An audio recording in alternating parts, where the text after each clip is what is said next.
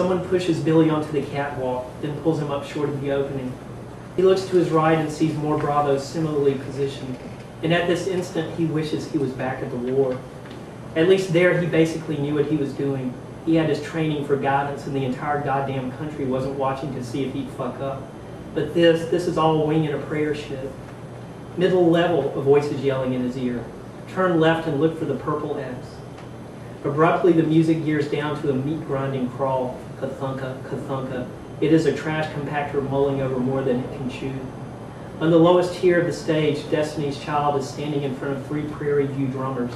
The girls have taken the sticks and are pounding out the beat with the flailing elbows and lunging stance of fashionable women trying to jack up a car. By the time Billy gets stiff-armed onto the stage, he's barely breathing. It's like stepping into a sun-filled cumulus cloud, a dazzling cottony glow all about your person and nothing but air beneath your feet. He moves right oblique toward the center stairs and arrives, small miracle, in sequence with the other 3 bravos, and everyone is marching more or less in step. He hears a rushing in his head and not much else. Directly in front of the stage, the drill grunts are doing the overhead rifle toss with fixed bayonets. The fuck? They could kill themselves, and wouldn't that be the shit? Stab through the eye on live TV with your own bayonet. Need me a soldier, soldier boy. Where they at? Where they at? Stop laughing. Billy is last in file, thus he ends up on the purple X closest to center stage. Bright face halt. The rest of the bravos have somehow appeared on the bottom tier. Don, Sykes, Mango, Abort, all in a row. Soldier gonna be real for me. Beyonce sings against Michelle's and Kelly's baseline chant. Soldier gonna be real for me. Yeah, they will. Yeah, they will. Soldier gonna get chill for me. Yeah, they will. Yeah, they will. They are serenading the bottom tier bravos, slinking and spooning around on dainty cat feet, muling minor key trills of boomy eggs. The entire stage has become a blow-up of foreplay aerobics. Rocket thrusting, shadow humping, knurling hips and ass. Here on the second floor, the dancers are twerking bravo and not a damn thing you can do, except stand at attention and get pole danced in front of 40 million people. It's not right. Nobody said anything about this. What might be merely embarrassing in real life is made obscene and hostile by TV. Billy hates to think of his mother and sisters watching this. Then one of the guys starts dancing a little too close, punking Billy with glide-by swivels and squats. Like, I really want to see your jump, fool. Billy gives him a look. The guy smirks and spins away. Then he comes back around and Billy speaks with all the feeling he can jam through his teeth. Fuck off. The guy laughs and he's gone again. The beat quickens as a line of Prairie View drummers comes marching down the stairs. Boom, laka, laka, boom, laka, laka, laka. The drill grunts are doing the Queen Anne salute while troops of smiling dancers decorate the flanks with jazzy kung fu moves. Down on the bottom tier, Sykes is weeping. He's another of the soldiers. For some reason, Billy is not surprised. He only hopes it will be over before all the bravos lose their minds. Destiny's Child regroups at center stage as a gathering storm of lights and fireworks signals crescendo time. Sykes' back is a heaving pantomime of sobs, yet he maintains strict attention, chin up, chest out, and he has never seemed so brave or dear to Billy as at this moment. Far across the field, the Cowboys cheerleaders have formed a kick line. And even at this distance, through the haze of sleet and fireworks smoke, Billy's eyes go straight to phasing, his groan a mere drop in the ocean of sound. Destiny's Child is mounting the stairs, pausing every few steps to throw sassy looks over their shoulders, T&A bait for the TV cameras. Billy doesn't so much as twitch when they pause on his tier, a fulmination of animal heat roaring at his side. For as long as they pose, he doesn't move, but once they're gone, he raises his eyes to the sky, then lifts his face a few degrees to get the weather's full effect. The sleet stings, but he doesn't blink. He lets it come, the spray of ice like a billion needles showering down on him. Then it's like the sleet is dangling and Billy's flying through it, zooming towards some unnamed but promising place. Everything else falls away and he's happy, free. The sting in his eyes is all speed and upward motion. It feels like escape velocity. It feels like the future. He's still standing there, rocketing toward the world to come, when Day taps him on the shoulder and says halftime is over.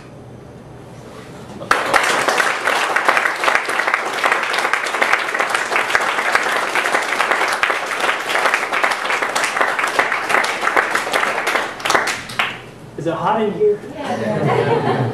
It is to me too. But I'm happy to answer questions, or we can talk a little bit, whatever. Yeah. I really appreciated your. Thank you for being here. Thank you.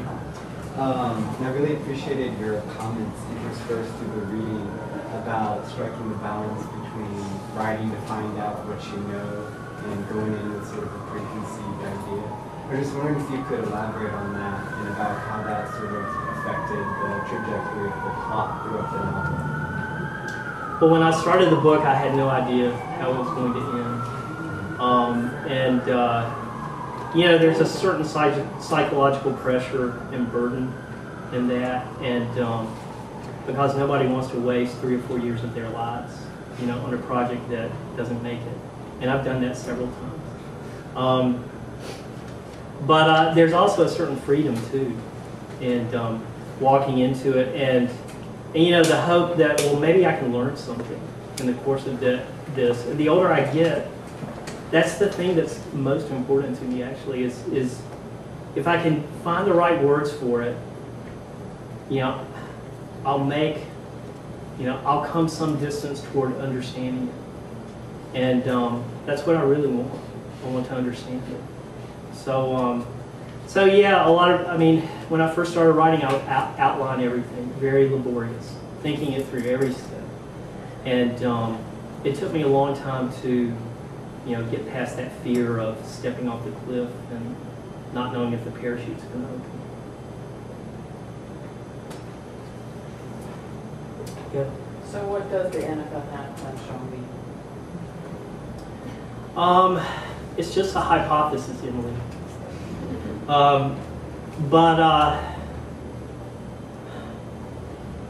Something is being invoked, I think. Something is going on. There's too much power, you know, too much energy. You know, just, you know, how New Age people always talk about energy. Well, there's a hell of a lot of energy down there on the field. And maybe it's not particularly directed, but I mean, when you take all those elements, I mean, it's blatantly sexual and blatantly militaristic. Okay, when you put those two things together and in a bowl surrounded by 80,000 cheering fans, something's going on. And this is the best I can come up with. But I will say, when they would cut to the stands, people were rabid. I mean, they were delirious. They were happy. I mean, they were just screaming and shouting, and so that's the best I can come up with.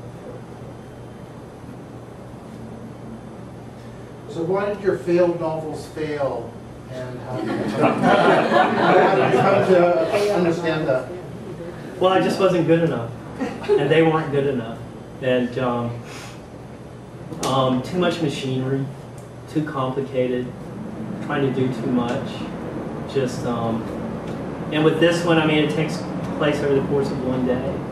I mean, going into it, I mean, people ask me, well, what about the structure of this novel? It's like, no structure. Just, by this point, I was just thinking, keep it simple, stupid. You know, just straight through. And so those other novels, too much. I was trying to do too much for the ability I had. And you couldn't go back and fix them because why? Well, in the most recent failed novel, there is one plot line that's pretty good. And sometimes I think about doing something with that, but it's the minor key plot line. A major key plot line is too cumbersome, it takes too much time to get off the ground. And maybe if I had started that book, you know, 10 years after I did, I would have figured it out right away. Oh, you can't do this. But now it seems like it's stuck. It is what it is, and I can't. So, I mean, it'll be a long time before I go back to it, if ever. Yeah. Did the Cowboys win that game? Well, you know, actually, in real life, they did win that game. In my book, they lose. Actually, the question I wanted to ask is, how soon did you put pen to paper when you saw this? This was 2004, and I didn't start writing this until spring of 2009. So, but I was kind of stalking it while I was working on other things.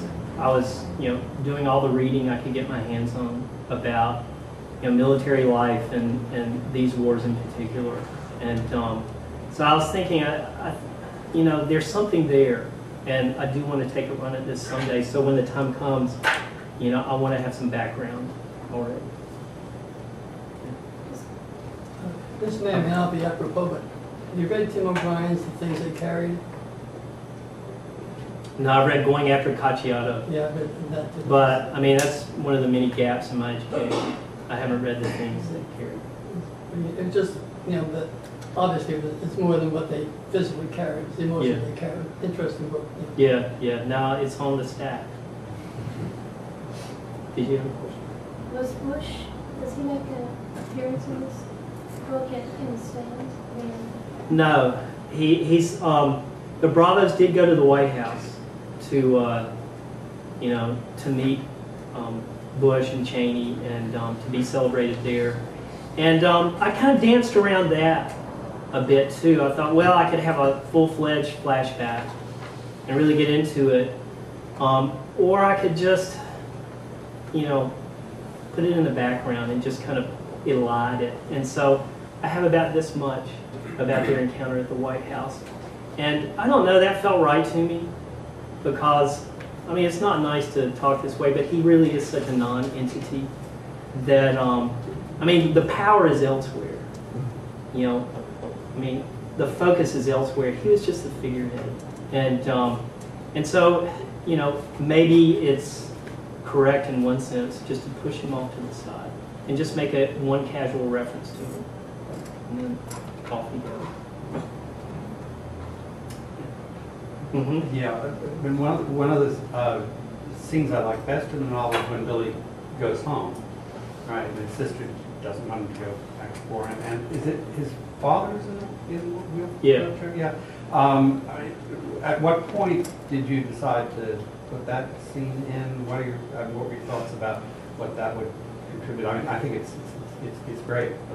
You're thinking about that, adding that? Well, I wrestled with the book for 6 months trying to find the sound of it, and I mean, trying to figure it out, and there were a lot, there were several times when I get 40 pages in and say, okay, I'm going back to the beginning, and I was about 40 or 50 pages in this time, and really struggling with how to get backstory in, like who are these guys, and I couldn't do Billy in just, little bits and pieces. One day, I woke up and I thought, just do a whole flashback. Do 20 pages of him at home. And it felt right to me then. And that's when the book started feeling okay. Like, okay, maybe I can get this off the ground. I think we have time for one more question, but you guys are welcome to stay around and have some wine with us. And please, please, please buy a book, buy two, buy three. So, just stand right Yeah, the gentleman right here. Yeah. I haven't had a chance to read this yet, but you just mentioned doing research and read the kind of era. It seems like you know a whole lot about any number of third world countries in the book. How much do you research? How do you research? When do you feel like you've got it done? Well, when I first started writing, I took the Hemingway approach. Like, you only use 10% of what you know. And I thought, well, I'll just learn that 10%. But then I started to realize, well, Hemingway had something there. You've got to know, like, a lot to know the 10% that is going to make your story. But I research using the saturation method, which is, completely cost inefficient and self-indulgent. I mean, I only write about things I'm interested in, and so I'll, get all the books and I'll luxuriate in, reading and learning about these subjects, and read all the books, watch the documentaries, talk to all the people I can get my hands on, sometimes go to the places, and basically research myself into a corner, and where I'm completely confused and have only the barest grasp of the story that got me into this, and then I start writing my way out. So I wouldn't advise it. That's it. Is that similar to your nonfiction when you write for newspapers and magazines? Oh, I just, the stuff for newspapers is, just, I mean, it's kind of glancing, and that's just me living life. Thank you all very much.